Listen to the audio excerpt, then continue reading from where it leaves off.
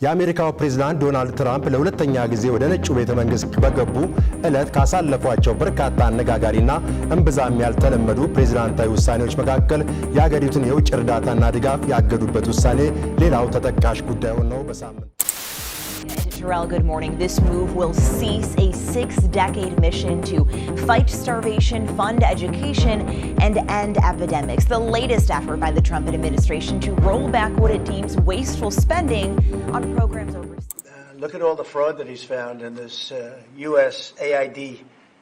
It's a disaster. What the people, radical left lunatics.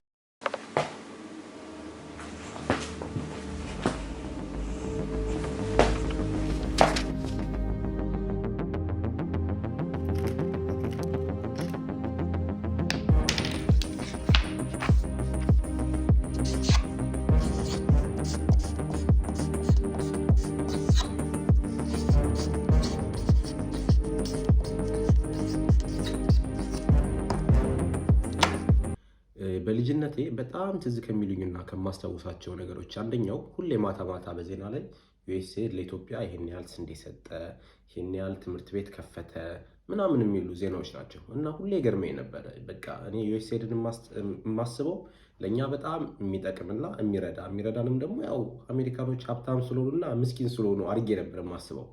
ግን እውነታው ከዛ ትንሽ ራቅ ይላል። ዩኤስኤድ ወይም ደግሞ የአሜሪካ ድርጅት የተመሰረተው ኖቬምበር 3 1961 ነው። ይህንንም ድርጅት የመሰረቱት የያኔው የአሜሪካ ፕሬዝዳንት ጆን ኤፍ ኬኔዲ ናቸው። ታዲያ ይህንን ድርጅት የመሰረቱበት ጊዜ በጣም በዓለማችን ላይ ብዙ ቴንሽን የነበረበት ጊዜ ነው። ያኔ እንግዲህ ሁለተኛው ዓለም ጦርነት አልቆ አሜሪካዎች በአንድ ጎራ፣ ራሽያዎች ወይም ደግሞ ሶቪየት ዩኒየን በሌላ ጎራ ሆነው ዓለምን ለመቆጣጠር በጣም የሚጣጣሩበት ጊዜ ነበር። ታዲያ አሜሪካ ሆዬ ከጦርነት ውጪ በሌላ አይነት ድርጅት የሌሎች ሀገሮችን በምን እንይዝ የሚለውን ሲያስቡ ነው ማለት ነው። ዩኤስኤድ ወይም ደግሞ በእርዳታ ድርጅት ምናምን አድርገው የሌሎች ሀገሮችን ለመቆጣጠር የወሰኑት ወይም ደግሞ የጀመሩት። ታዲያ የድርጅት አብዛኞቹ ሰዎች በማንኪያ ትንሽ እርዳታ እየሰጠ በአካፋ በጣም ብዙ ንጥረ ነገሮችን በጣም ብዙ ነገሮችን ከሚረዳው ሀገር ይወስዳል እያሉ ያሙታል። ይህ የአሜሪካ መንግስት የእርዳታ ድርጅት በ2022 ብቻ ኢትዮጵያ ውስጥ ወደ 1.8 ቢሊዮን ዶላር የሚጠጋ እርዳታ የሰጠ ሲሆን በዓለም ላይም ከ130 በላይ ያሉ ሀገሮችን እርዳታ ይለግሳል። ታዲያ ምን ተፈጥሮ ነው ይህንን የእርዳታ ድርጅት አዲሱ ፕሬዝዳንት ዶናልድ ትራምፕ ይህን ያህል እንዲጠሉት ያደረጋቸው? And I keep saying no, no, no. No. No. ይህ ድርጅት ታዲያ እንዴት በአንድ ሀገር ኢኮኖሚ ውስጥ ኢምፓክት እንደሚኖረው ለማስረዳት ሁለት ገበሬዎችን ላስተዋውቃችሁ። አንደኛው ኤርሚያስ ይባላል፣ ሌላኛው ደግሞ ኤልያስ ይባላል። ኤርሚያስ የሚኖረው ኢትዮጵያ ውስጥ ሲሆን ትንሽዬ የዘይት ፋብሪካ አለው። ከተለያዩ ሀገር ውስጥ ከሚገኙ ገበሬዎች የቅባት እህል እየገዛ በመጭመቅ ዘይት ለሀገሩ ገበያ ያቀርባል። ኤልያስም ስራው ተመሳሳይ ነው፣ ግን እሱ አሜሪካ ነው የሚኖረው። ፋብሪካውም ትልቅ ነው። ታዲያ እንዳጋጣሚ ሆኖ የሆነ ጊዜ እንደ ኤልያስ አይነት ብዙ የዘይት ፋብሪካዎች አሜሪካ ውስጥ ተከፈቱ። እናም በጣም ብዙ ዘይት አሜሪካ ገበያ ውስጥ ገባ። ይህ ማለት ታዲያ በአሜሪካ ገበያ ውስጥ በጣም ብዙ ዘይት ገበያ ውስጥ አለ ማለት ነው። ይህም ዲማንዱ ከሰፕላዩ እኩል እንዳይሆን፣ ሰፕላዩ በጣም ብዙ ሆኖ ዲማንዱ እንዲቀንስ ወይም ደግሞ ገበያው ክራሽ እንዲያደርግ ያደርገዋል። ታዲያ እዚህ ጋር ነው የአሜሪካ መንግስት ገብቶ ከኤልያስ ላይ ገበያው ላይ ባለው ዋጋ በጣም ብዙ ዘይት የሚገዛው። ታዲያ የገዛውን ዘይት ምን የሚያደርገው ይመስላችኋል? ለእርዳታ ብሎ በዩኤስኤአይዲ አማካኝነት ወደኛው ሀገር ኢትዮጵያ እና እኛን ወደ መሳሰሉ ደሃ ሀገሮች ይልከዋል። ይህ ዘይት ልክ ኢትዮጵያ እንደገባም ኢትዮጵያ ውስጥ ያለው የዘይት ሰፕላይ በጣም ከፍ ይላል። ይህም ማለት ዲማንዱ ስለሚያንስ የዘይት ዋጋ እጅግ በጣም ይረክሳል። የኛው ሀገር በቀሉ ምስኪኑ ኤርሚያስም ዘይቱን የሚገዛው ሰው ስለማያገኝ ለኪሳራ ይዳረጋል። በሱ ስር ያሉት ብዙ ገበሬዎችም ለኪሳራ እንዲዳረጉ ለዘይት ጥሬ ዕቃነት የሚሆኑ አትክልቶችንም ማምረት ትተው ሌላ ነገር እንዲያመርቱ ይገደዳሉ። ዩኤስኤድ የአሜሪካ እርዳታ ድርጅት የሀገሪቷ ያሉት ዘይት ፋብሪካዎች አንድ ላይ ሆነው በአመት የሚያመርቱትን ምርት 2 እጅ ማለት የ2 ዓመት ምርት ጨረታ ላይ ያወጡ ከአሜሪካን ሀገር በነፃ ይመጣ ብለው። ዩኤስኤድ ቅቤም ያመጣል፣ ዘይትም ያመጣና ይሸጣል። ብዙ ጊዜ ትንሽ ነው። ያንን ብር ይወስድና መልሶ ለእርዳታ ያውለዋል። ይሄን ዘይትና ቅቤ ከየት ነው የሚያመጣው? የአሜሪካን ሀገር ገበሬዎች፣ የአግሪካልቸር ሴክተሩ ከሚፈለገው በላይ ያመርታል። ፖለቲካ ነው ገበሬዎቹን ለመጠበቅ መንግስት በሆነ ሚኒመም ፕራይስ ይገዛቸዋል ትርፍ ምርት። ያንን ትርፍ ምርት ምን ያደርገዋል? ቀብሮ አይቀረውም። እርዳታ ብሎ ለእንደኛ አይነት ሀገሮች ይልከዋል። ሲልኩት ግን በነፃ አያድሉትም። የዛ ሀገር ገበያ ላይ ይገቡና በጨረታ ይሸጡትና ያንን ብር እርዳታ አረግም ብለው የራሳቸው ኢንዱስትሪ እንዳይሞት የኛ እንዲሞት። አሁን ዘይት እንደ ትልቅ ነገር ሁሌ ይወራል አይደለም? የዘይት እጥረት። ያኔ ገበያ ነበር ችግራችን። ነገርኩ በየሰፈሩ ዘይት መጭመቂያ ነበር። ቅባትህን ነበር ይገዛል ምናምን። ኦፍ ኮርስ ያኔ ፍላጎቱም ትንሽ ነው አድጓል። ግን እዛ ላይ ባይቀጭ ኖሮ አሁን ያደገ ይመጣ ነበር። ይህ በኢትዮጵያ ያየነው አንድ ትንሽ ምክንያት ብቻ ነው።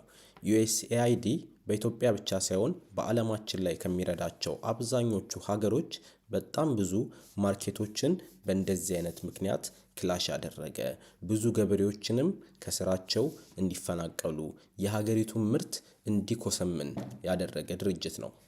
ታዲያ እዚህ ጋር የአንድ ሀገር መንግስት ታዲያ ለምንድን ነው ዩኤስኤአይዲ ገብቶ እንደዚህ የሀገሪቱን ማርኬት እንዲያበላሽ፣ ሀገሪቱ ውስጥ የሚገኙ ገበሬዎች ለኪሳራ እንዲዳረጉ የሚያደርገው የሚል ጥያቄ ሊፈጠርባችሁ ይችላል። መልሱ በጣም ቀላል ነው። ይህ ድርጅት ካለው በጀት ላይ 4%ን ብቻ ነው ለአግሪካልቸር እና ለግብርና የሚያውለው።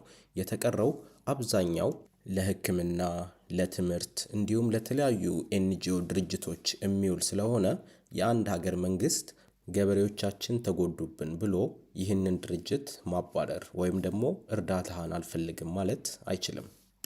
እሱ ብቻ ሳይሆን ከዩኤስኤአይዲ ጋር አልሰራም ማለት ዴሞክራቲክ እንዳልሆንክ፣ ሀገሪቱ በጣም ኮራፕሽን እንዳላት እና ያው ከአሜሪካ መንግስት ጋር እንደመጣላት ነው የሚቆጠረው። አንድ መርሳት የሌለብን ነገር ይህ ድርጅት ከአሜሪካ መንግስት ስር እንዳሉ የትኛውም መስሪያ ቤቶች ነው የሚተዳደረው። ይህም ማለት አሜሪካ ውስጥ አዲስ መንግስት በመጣ ቁጥር የዩኤስኤአይዲ ዋና ዓላማም ይቀየራል። በጊዜው ያለው የአሜሪካ መንግስት የሚፈልገውን ነገር በሌሎቹ ሀገሮች ላይ ፑሽ ለማድረግ ይጠቀምበታል ማለት ነው። በአንድ ሀገር ውስጥ ያለውን መንግስት የሚደግፍ ከነበረ በአዲሱ መንግስት ለውጥ ምክንያት ተፎካካሪዎችን መደገፍ ሊጀምር ይችላል። ለዚህም እኛው ሀገር በቅርቡ የነበረው የትግራይ ጦርነት አንድ ምሳሌ ነው። In Ethiopia, a long-standing partner of the United States, the case is starkly different. A country that has been home to some of the most impressive development gains and economic growth anywhere on the continent, and a regional anchor of stability and security, now finds itself mired in conflict. The government's brutal campaign against the people of Tigray has put the country's people at risk of a prolonged civil war, and the people of Tigray at grave risk of imminent. እዚህኛው ቪዲዮ ላይ ያኔ የዩኤስኤድ ዋና ዳይሬክተር የነበረችው ሳማንታ ፓወል የኢትዮጵያ መንግስት ያኔ የነበሩት የትግራይ ሬበሎች ወይም ደግሞ ቲፒኤልኤፍ ላይ ብሩታል ካምፔን እያደረገ ነው ትላለች። እንግዲህ በግልጽ ባትናገረውም የዩኤስኤ መንግስት ወይም ደግሞ ዩኤስኤድ ቲፒኤልኤፎችን እየደገፈ እንደነበር የሚያሳይ ነው።